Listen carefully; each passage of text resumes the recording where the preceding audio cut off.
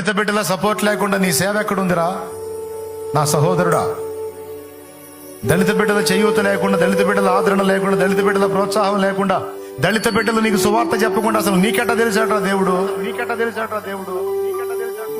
నాకు బాప్తీసం ఇచ్చినోడు దళితుడు, సత్యవాక్యం నేర్పినోడు దళితుడు, నాకు దేవుని ప్రేమను చూపినవాడు దళితుడు. ఈరోజు ఎత్తి భజన కొట్టి పాటలు పాడుతున్నావు. ఆత్మ సంబంధమైన గీతాలని అవన్నీ రాసినోడు దళితుడు. ఎక్కడో ఊర్లో నశించిపోతే అన్య కులస్తుడే, అన్య మతస్థుడే నశించిపోతుంటే నీ దాకా వచ్చి దెబ్బలు తిని ఉమ్ములోయించుకొని, చీచా అనిపించుకొని, పేడకళ్ళ జల్లించుకొని కూడా నీకు సువార్త మోసుకొచ్చిన వాడు దళితుడు. ఆ దళితుడికి ఈ రోజు అన్యాయం జరుగుతుంది, దారుణమైన వివక్ష జరుగుతుంది. కనీసం నోరు తెరిచి మాట్లాడటానికే మాయరోగం రా సేవకుడా.